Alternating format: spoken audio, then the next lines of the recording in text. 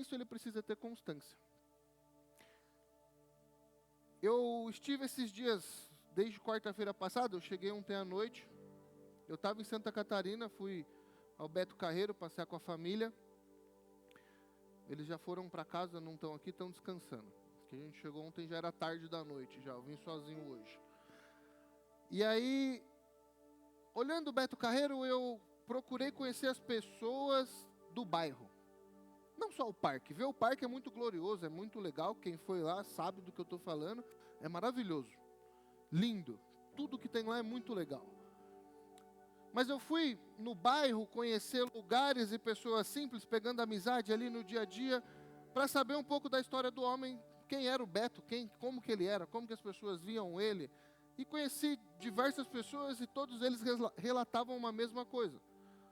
Sobre a constância que aquele homem teve que ter naquele lugar. Primeiro de tudo, ele teve um sonho. Ele sonhou com algo. Ele veio do mundo do circo. E aí, então, começou ali em Penha. Penha é um lugar, quem foi sabe do que eu estou falando. Penha não tem nada. É praia de pescador. Só tem o parque. Quando o parque está fechado, a cidade é só uma cidadezinha calma do interior. É um lugar maravilhoso. Mas é muito calmo, é muito pacato nos dias que o parque está fechado. E conversando com o pessoal ali, enquanto o parque estava fechado, um deles me falou assim, alguns, né, falaram a mesma coisa, falou assim, ó, esse lugar, quando era apenas um circo, no começo, chovia e virava um lamaçal. E as pessoas chamavam de Beto Barreiro, não de Beto Carreiro, mas de Beto Barreiro, pela quantidade de lama que fazia ali no circo dele. Porque é uma área muito grande, muito extensa. Hoje eles têm 14 milhões de metros quadrados. É um absurdo, até onde a sua vista consegue enxergar. É um absurdo o tanto de coisas que eles conquistaram lá. Mas eu voltei no tempo pensando nos dias quando aquele homem começou. Quando ele era apenas o Beto Barreiro, com o pé no barro.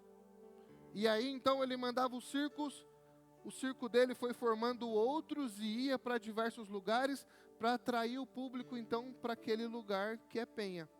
E aí pouquinho em pouquinho foi construindo o império que é hoje o Parque Beto Carreiro. Só que aquele parque, ele não é só um parque, ele é um ecossistema. Porque ele é a única empresa grande que existe no lugar que emprega a maioria das pessoas da cidade. Só que não é só isso. Por conta do parque, existem diversos restaurantes. Não só restaurantes, tem pousadas que só se sustentam por conta do parque. Tem também pessoal que trabalha com turismo de buggy por causa do parque. Pessoal que faz voo de helicóptero por conta do parque. O pessoal, né, os hotéis, agora vão fazer um resort lá ao redor também. E eu fiquei pensando nisso. Falei, tudo isso é maravilhoso, mas tudo isso começou por causa do sonho de uma pessoa.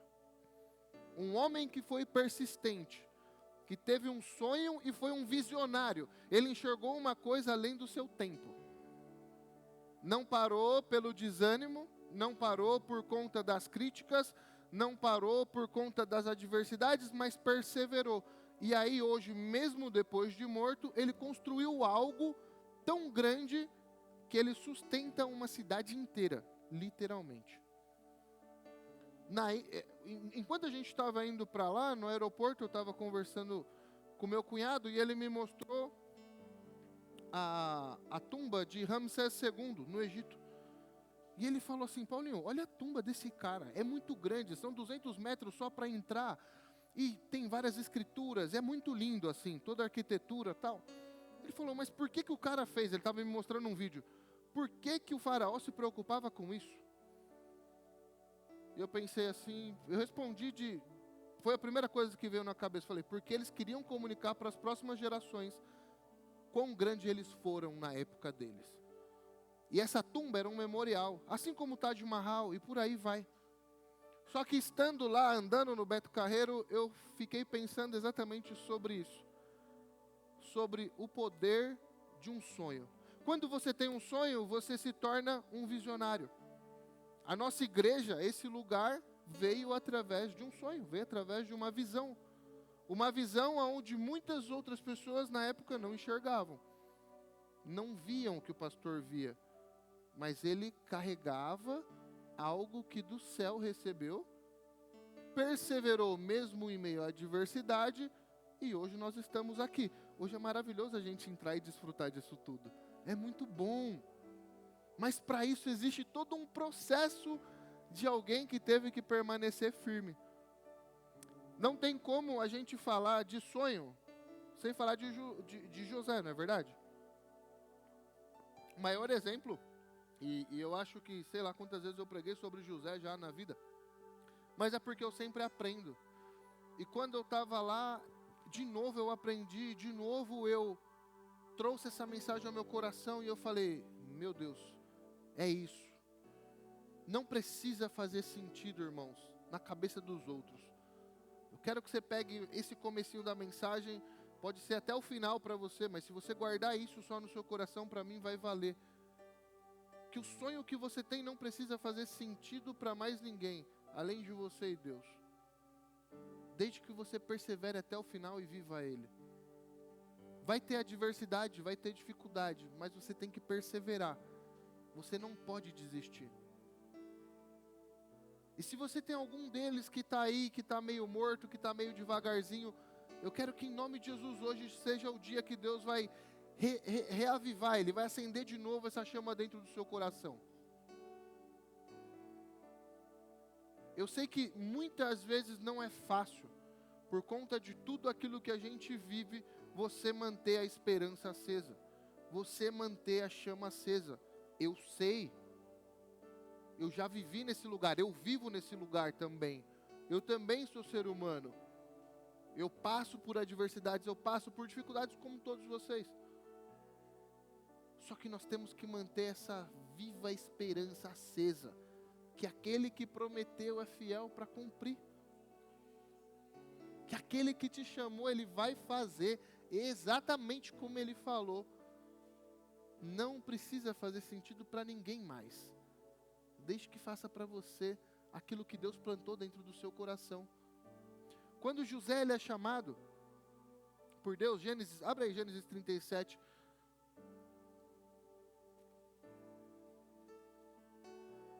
Fica comigo aqui, irmãos. Gênesis 37.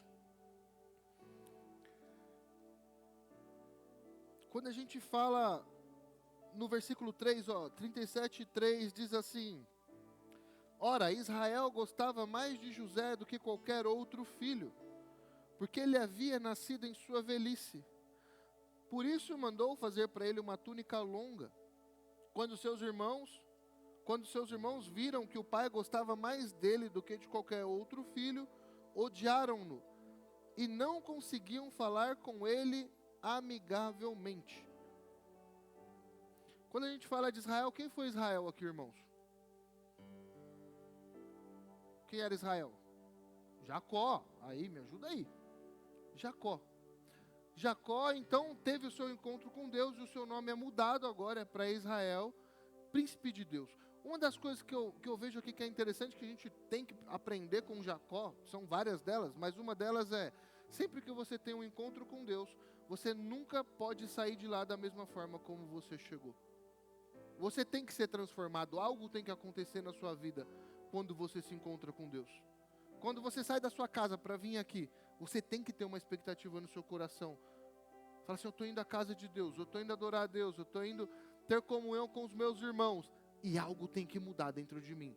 É impossível eu chegar até a presença de Deus e eu sair a mesma pessoa. Não tem como. Não tem como. Você é transformado, você é marcado.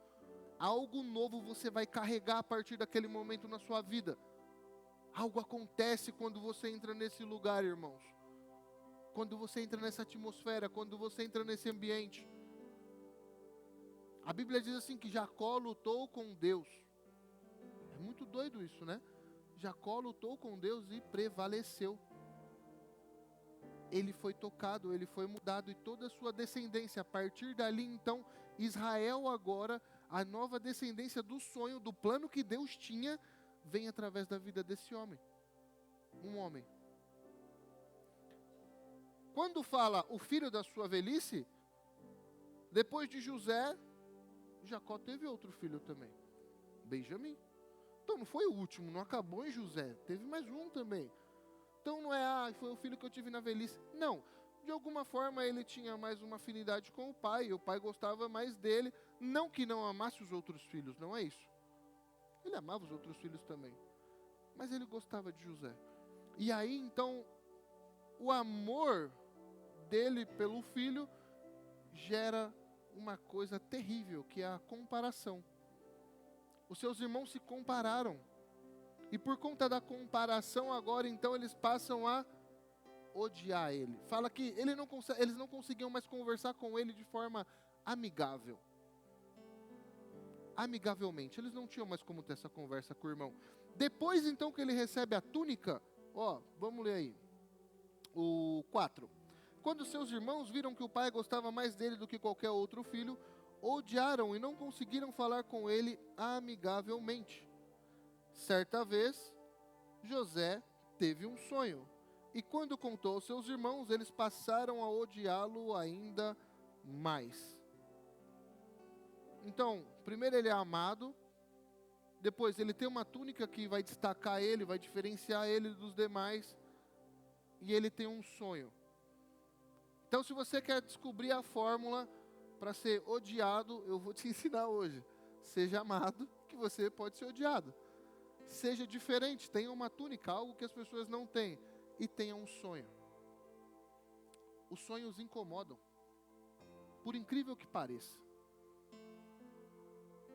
Você falar das coisas que você quer fazer e conquistar e os lugares que você quer chegar, infelizmente nem todo mundo está preparado para ouvir. As pessoas às vezes vão olhar e falar: hã? Você? Sério mesmo? Você acredita que isso é possível na sua vida? Você acha que você pode conquistar? Você já recebeu uma palavra assim já, irmãos? Já aconteceu com você? Porque comigo já aconteceu várias vezes. Mas você tem que perseverar. E por nós estarmos aqui hoje, é prova que nós estamos perseverando, porque nós já vencemos diversas delas, amém? Mas as pessoas elas vão olhar e elas vão te desacreditar. As pessoas elas vão olhar e elas vão tentar falar: não, acho que não. No caso dele, foi tão grave que os próprios irmãos tentam contra a sua vida.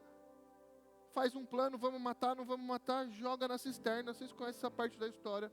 Joga na cisterna, depois passa, vende então o seu irmão como um escravo. E um menino que era o querido do seu pai, agora é vendido como escravo. Para uma terra distante, longe de casa. Tudo por conta de um sonho.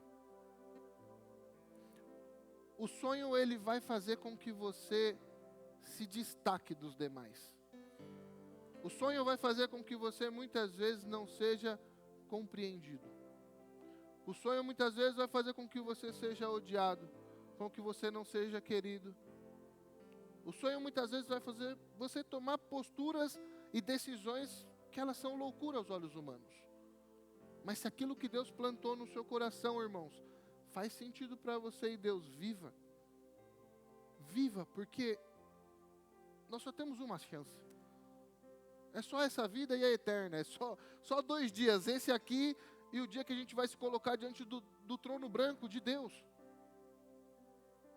E quantas pessoas estão enterrando os seus sonhos e deixaram de viver coisas e enterraram os seus talentos com medo daquilo que os outros iam dizer ou pensar? Quantas pessoas como o Beto Carreiro morreram, que tinham o mesmo potencial que ele, mas pararam por conta das críticas? Quantas pessoas como o Walt Disney pararam também? Diversos talentos enterrados. Na estreia do parque da Disney, a esposa do Walt estava lá, e o repórter falou assim, para ela, ele falou assim: olha, é tão lindo tudo isso que ele construiu, pena que ele não está aqui para poder ver. E ela respondeu assim: nós só podemos estar aqui hoje e ver isso tudo, porque um dia ele enxergou antes de nós. O Walt Disney ele tinha uma frase, um slogan que era: se você pode sonhar, você pode realizar. Na Bíblia, Salomão, ele falou um pouquinho diferente. Provérbios 4, 27 ou 23, ele diz assim, ó: assim como o homem se vê em seu coração, ele é. Assim como o homem se vê em seu coração, ele é. Se for na nova tradução da linguagem de hoje, diz assim, ó: tenha cuidado com o que você pensa, pois a vida é dirigida pelos seus pensamentos.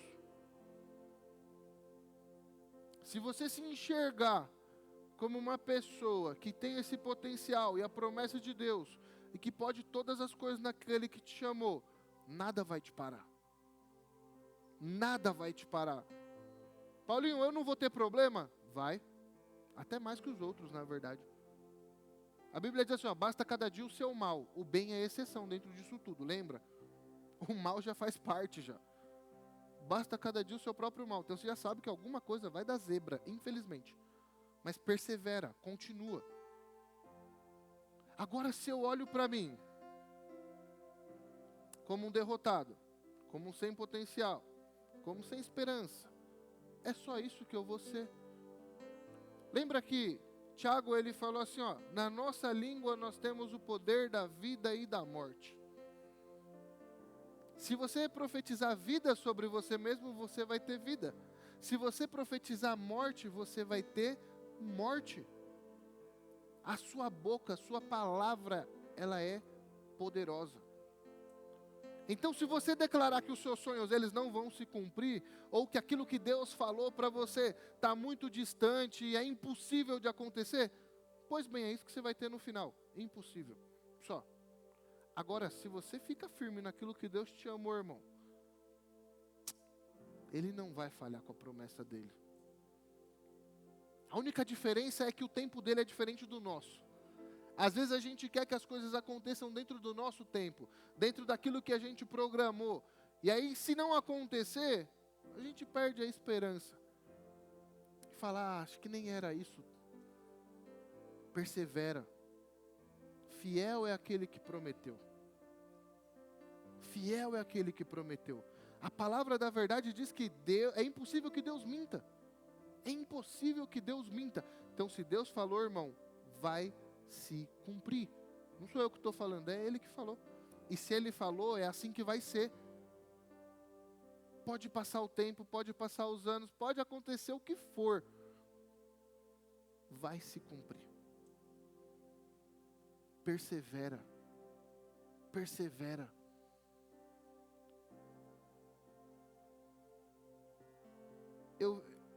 Eu vendo a vida de José, eu fiquei pensando sobre ele não ter desistido no meio do caminho. A diferença que isso fez lá no final. Vendido como escravo. Acusado logo depois de abuso sexual, sendo que foi mentira. Então um homem que ele era íntegro, moralmente correto, se desviava do mal, ele saiu correndo quando a mulher de Potifar tentou ele, e mesmo assim ele foi acusado, vai preso, está na prisão. O pessoal tem um sonho, fica assombrado com o sonho. Ele vai lá e interpreta o sonho. Ele poderia simplesmente ali falar assim, não vou falar não o que foi esse sonho, não é problema meu. Quando o faraó logo depois tem um sonho, ele poderia também ter a mesma postura. Falar assim, não, deixa que o faraó se vire. Mas irmãos, por ser íntegro naquilo que ele fazia e perseverar, o mesmo homem que estava na cadeia com ele, é o homem que coloca ele diante do rei. Por isso que por mais difícil que seja a situação que você está passando hoje, persevera, fica firme. Porque às vezes a pessoa que está do seu lado agora, é aquele que vai te colocar diante do rei quando você mais precisar. Nós temos que manter acesa, viva, a esperança daquilo que Deus nos chamou. Eu não sei qual é o seu sonho, irmãos. Eu tenho diversos deles. Diversos. Às vezes parece que eu estou tão próximo, e às vezes parece que eu estou tão longe. Mas de nenhum deles eu abro mão. de nenhum deles eu desisto. Porque eu confio em Deus. A promessa de Deus para a minha e para a sua vida vai muito além de tudo aquilo que a gente pode sonhar ou imaginar. O que eu quero que você saia daqui hoje, irmão, é com o seu coração aceso, reavivado, para que essa esperança, essa viva esperança, ela acenda novamente dentro de você. Você fala assim, eu vou voltar a sonhar como antigamente. Quantos de vocês, por exemplo, aqui já fizeram viagens missionárias aqui pela igreja? Quantos de vocês já saíram do país? Levanta a mão alto assim, ó. Nós temos diversos aqui, ó. 1, 2, 3, 4, 5, 6, para cá eu não vi ali, 7, 8, 9 lá. Só nesse grupo. Tudo isso nasceu como? Sonho. Um sonho de Deus para a nossa igreja. Um sonho de Deus para ter uma igreja missionária em São Caetano do Sul.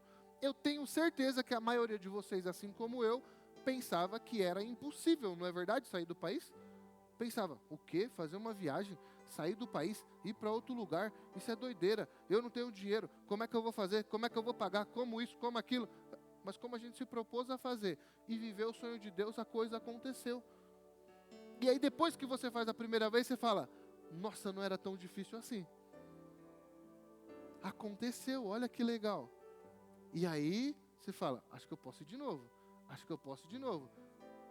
Aí chega uma hora que o pastor fala, calma aí, fica aqui um pouco. Aguarda um pouquinho, acho que não chegou a hora ainda. Porque a gente até se empolga. Eu sou assim. Eu sou empolgado, irmãos. Para missões, eu sou empolgado. Não adianta, é meu perfil. Se eu tiver que viver, eu vivo tudo, eu lanço tudo. Quando Deus me chama, sabe quando a Sulamita fala assim,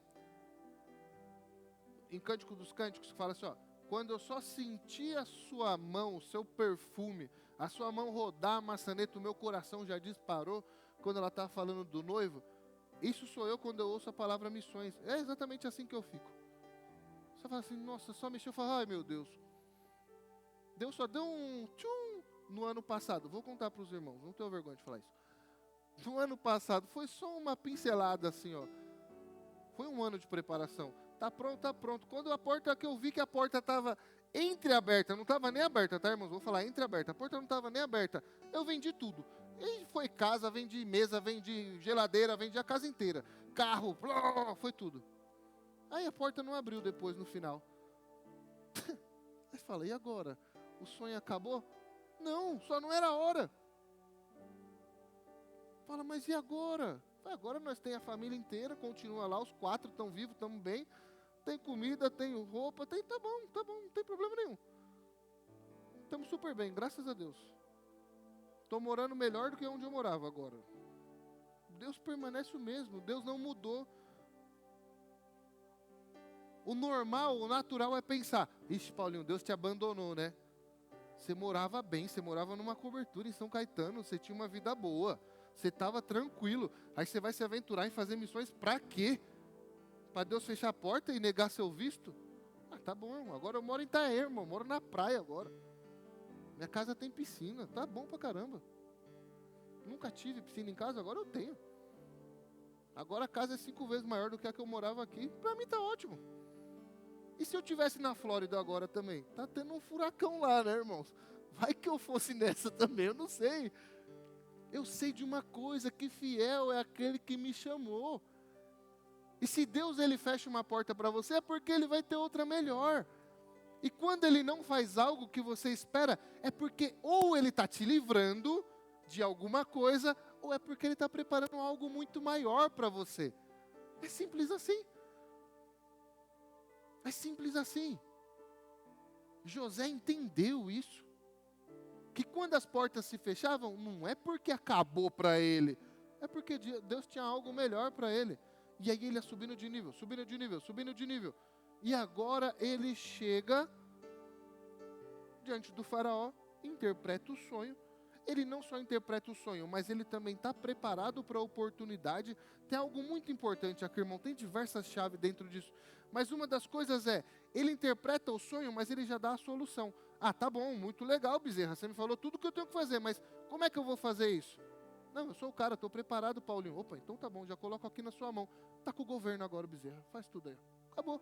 Ele já estava preparado. Ele deu a solução e ele mesmo era a solução agora para poder fazer a administração de tudo aquilo que ele falou. E aí ele é promovido a um cargo altíssimo.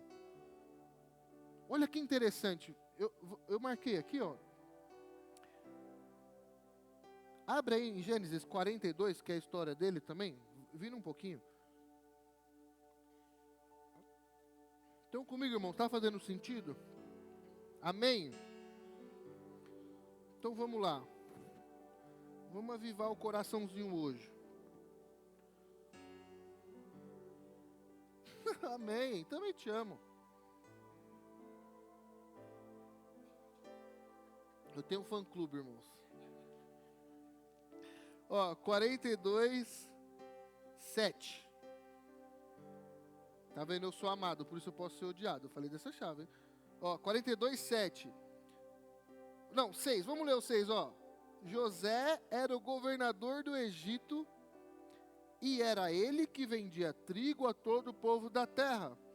Por isso, quando os irmãos de José chegaram, curvaram-se diante dele com o rosto em terra. José reconheceu os seus irmãos logo que os viu, mas agiu como se não os conhecessem e lhes falou asperamente: de onde vocês vêm? Responderam: da terra de Canaã, para comprar comida. José reconheceu os seus irmãos, mas eles não o reconheceram. Nesse estágio da vida dele, ele se torna uma pessoa irreconhecível. E uma das coisas que eu acho legal aqui é ser irreconhecível. Eu gosto quando eu encontro com as pessoas que eu convivia antes. Por exemplo, hoje é um dia que isso acontece, porque a gente vai votar, e aí você volta lá na escola, né, da quebrada, aí os caras falam: nossa, como você mudou? Eu falo: graças a Deus. Pior se falar: nossa, você permanece a mesma coisa. Nós temos que estar diferentes, nós temos que estar irreconhecíveis. Porque quanto mais próximo da luz a gente fica, mais parecido com ela a gente se torna. E você se torna irreconhecível mesmo.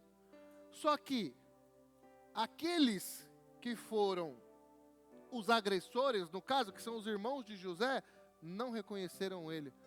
Ele se torna irreconhecível. Mas José, quando olha para eles, logo os reconhece. Eles permaneceram iguais. A gente tem uma chave aqui. Os traidores, os caluniadores, os fofoqueiros permanecem sempre iguais, irmãos. Eles permanecem reconhecíveis.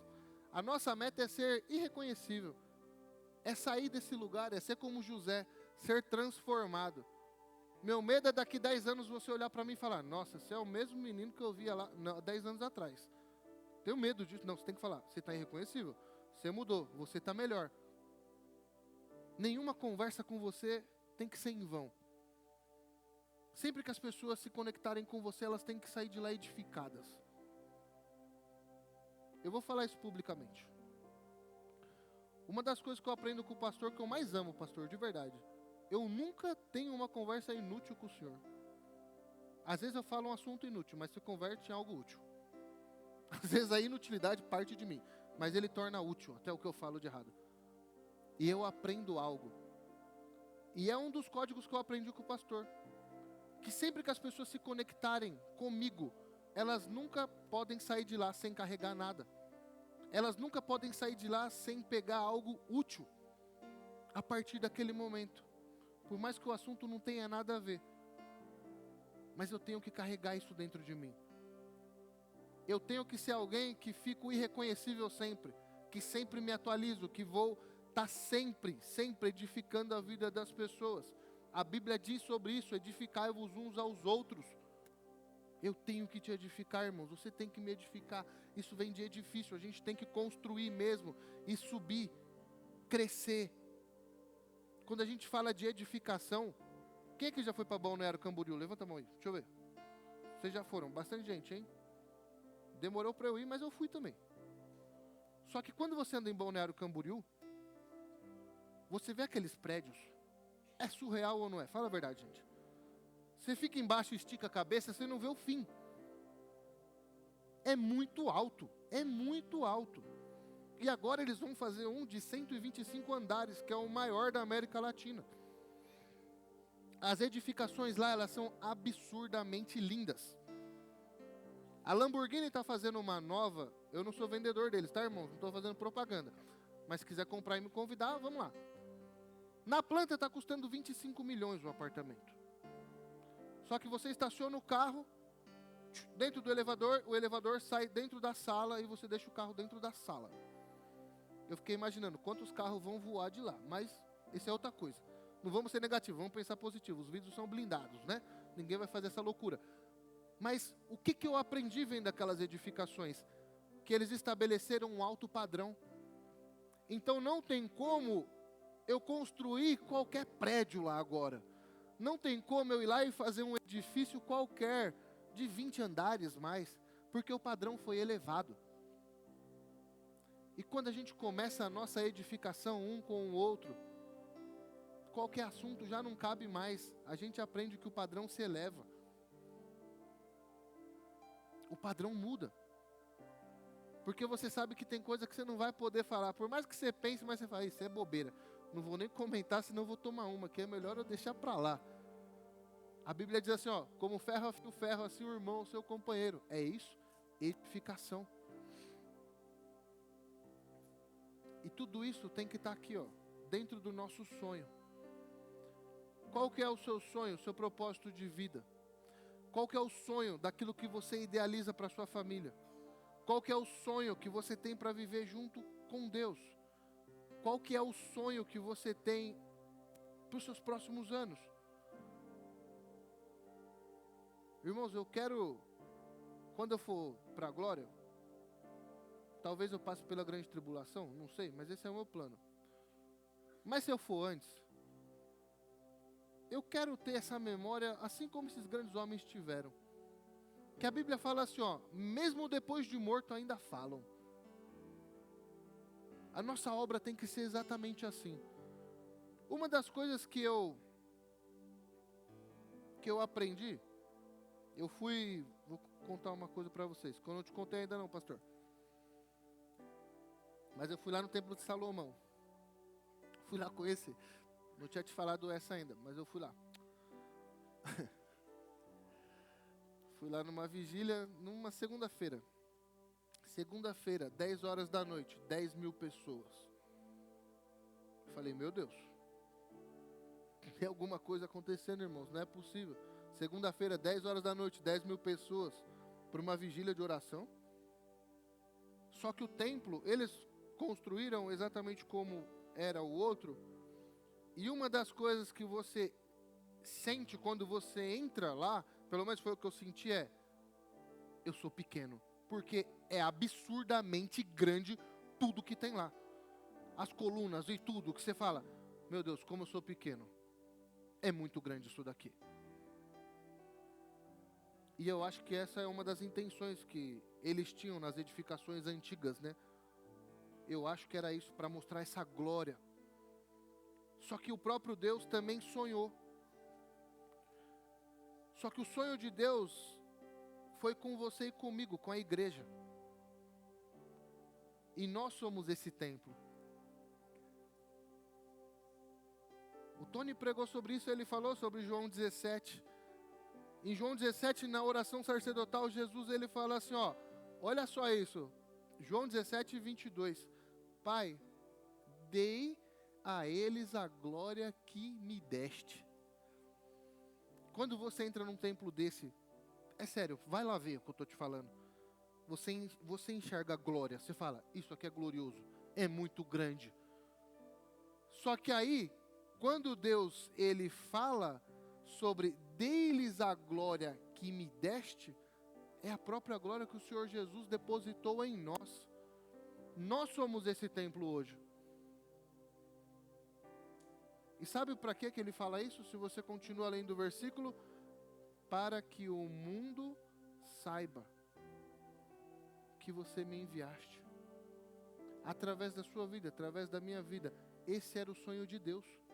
que a glória dele se manifestasse na terra através das nossas vidas. Jesus orou isso daí em João 17. Esse é o poder do sonho. E eu creio que esse sonho de Deus não tem como não se realizar, irmãos. Eu faço questão de participar dele. Depois leia com calma João 17. Homens simples, como foi o caso do Beto Carreiro que eu falei para vocês, criou todo um ecossistema que alimenta milhares de pessoas.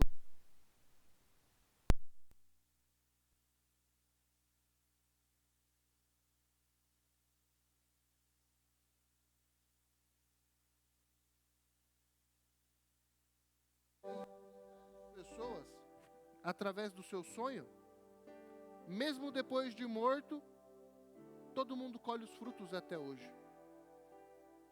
Eu não sei qual é o seu sonho, irmão. Se você tem um sonho de montar um parque de diversões, sei lá. Mas às vezes o seu sonho é ser um mega empresário, é fazer uma coisa que não faz sentido para os demais, é fazer uma coisa que é grande demais. Só que eu quero que você entenda algo. Tudo é possível na mão de Deus. Tudo é possível. Não precisa fazer sentido. Não precisa. Desde que Ele esteja com você.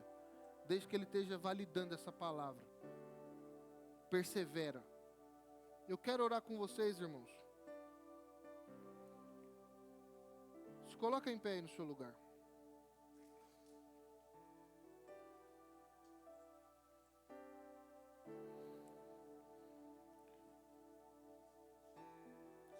Lembra que um sonhador, ele é uma pessoa que ele vive como se tivesse anestesiado. Que por mais que ele apanhe, ele continua. Isso também é um pouco incômodo, né? Que você fala, meu Deus, apanha tanto, como é que continua andando? Como é que continua vivendo? Porque um sonhador, ele é anestesiado pela visão do futuro. Daquilo que Deus já mostrou para ele. Se você não tiver sonho nenhum, irmãos, e tiver sem plano nenhum, Jeremias 29:11 diz assim, ó, eu que sei que pensamento tenho sobre vós, diz o Senhor, pensamentos de paz e não de mal, pensamentos de lhe dar um futuro. Futuro. Deus já tem planejado isso para nós. Deus tem pensamentos de paz e não de mal. Se o próprio Deus tem pensamentos de paz sobre a sua vida, não pense o contrário sobre isso. Porque isso foi Ele que falou. Esses são os planos de Deus para a sua vida. Não pensa contrário sobre isso. Quando eu quero me abater, irmãos, que as coisas dão errado na minha vida, eu falo, peraí, se até Deus tem pensamento de paz para mim, por que eu estou tendo pensamento ruim? Não, sai fora. Não quero isso para mim não. Não é meu. Deus tem planos. Deus tem sonhos, mas a gente tem que perseverar neles. Eu quero orar, irmãos, com vocês e por vocês.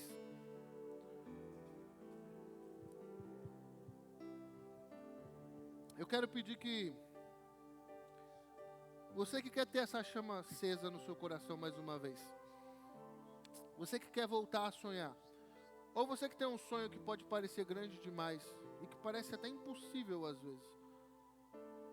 Eu queria que você viesse aqui na frente para a gente orar junto. Porque eu também sou um sonhador, eu tenho um sonho que parece que é loucura. Mas eu sei que fiel é aquele que prometeu, irmãos. E se Ele nos chamou, Ele vai fazer. Ele vai cumprir.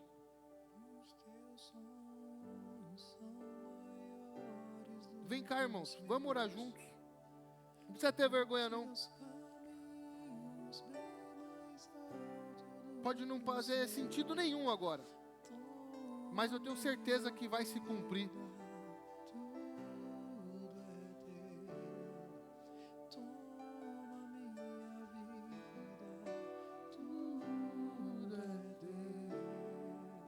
Rick, vem cá, você, Cido, os presbíteros, vem cá, Alê, missionária, Flavinho, os intercessores, vamos orar por eles. Vamos orar com eles, por eles e com eles. Tony, meu pastor, vem cá. Vamos orar junto. Eu creio que a gente não viveu nem a sombra ainda das coisas daquilo que Deus tem para a nossa igreja, irmãos. Eu tenho certeza que o melhor de Deus ainda está por vir sobre a nossa casa, sobre a nossa família, sobre a nossa igreja. Então eu quero que agora você abra sua boca e você profetize bênção sobre você.